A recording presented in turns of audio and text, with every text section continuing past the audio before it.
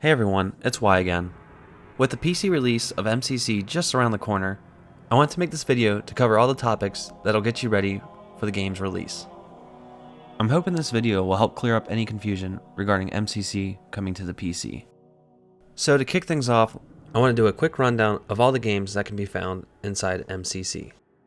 Halo the Master Chief Collection will include Halo Combat Evolved, as well as Halo Combat Evolved Anniversary, Halo 2, and Halo 2 Anniversary, Halo 3, Halo 3 ODST, Halo Reach, and Halo 4. Now, because MCC is such a big game with so much content, everything won't be available at the beginning of MCC's PC launch. Instead, each game, along with some features, will roll out as they finish being brought over to the PC. 343 has stated they plan on releasing the games in chronological order, with the exception of Halo 3 ODST coming after Halo 3.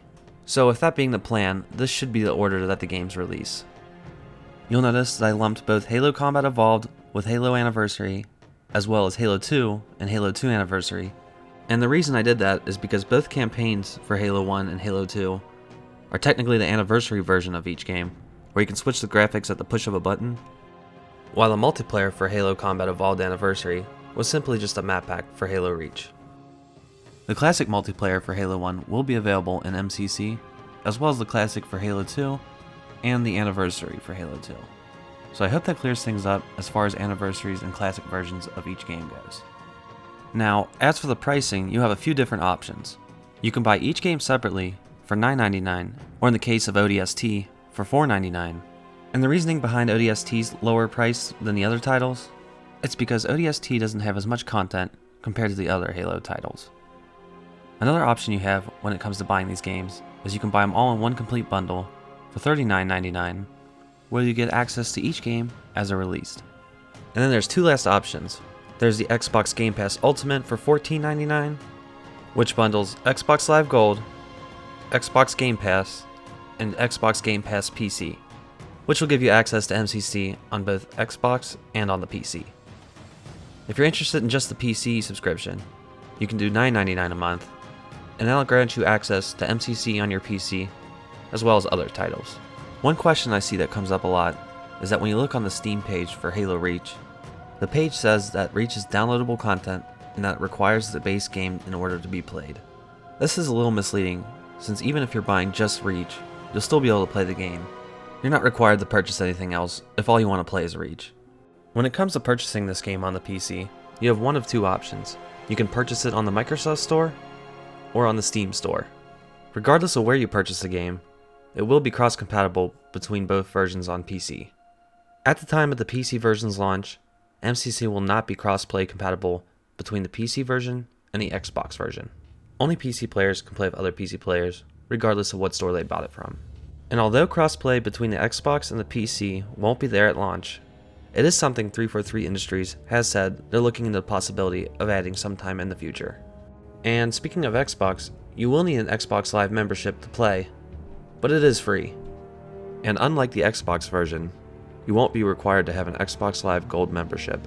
If you plan on playing across different platforms, you'll be happy to hear that MCC will support cross-play progression for a number of things. Your completed campaign mission progress will be retained across all platforms. What won't be retained is your mid-mission checkpoints.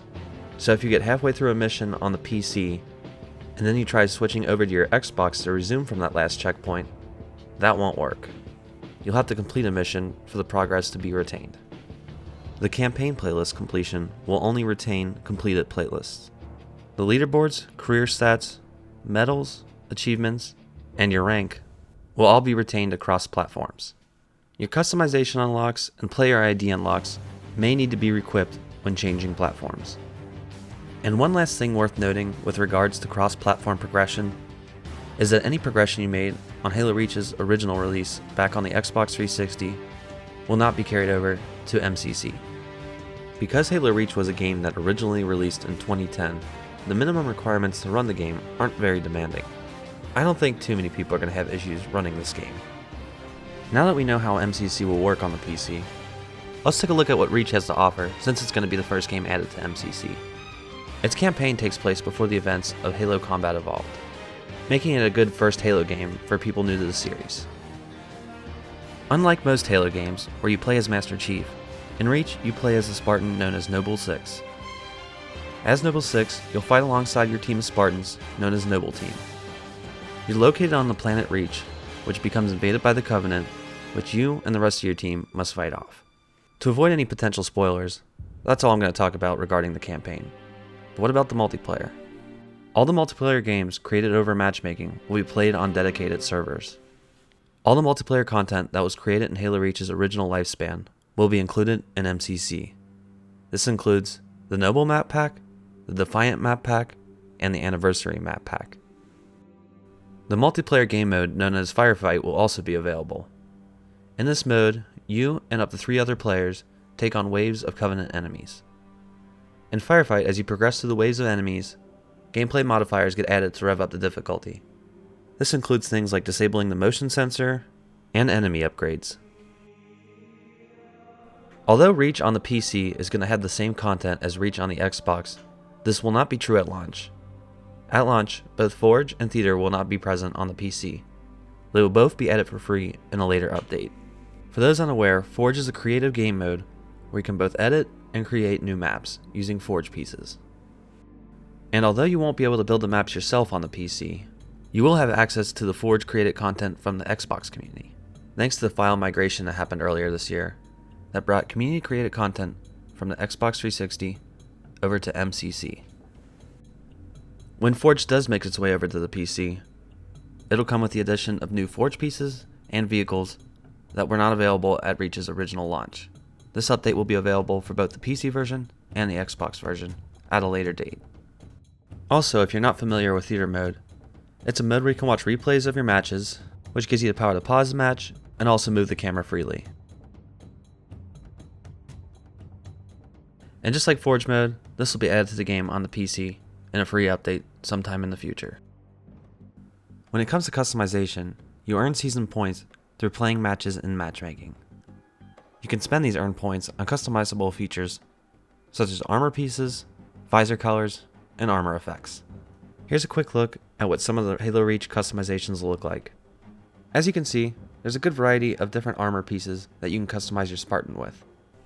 These include things like helmets, attachments, chest pieces, shoulders, and legs.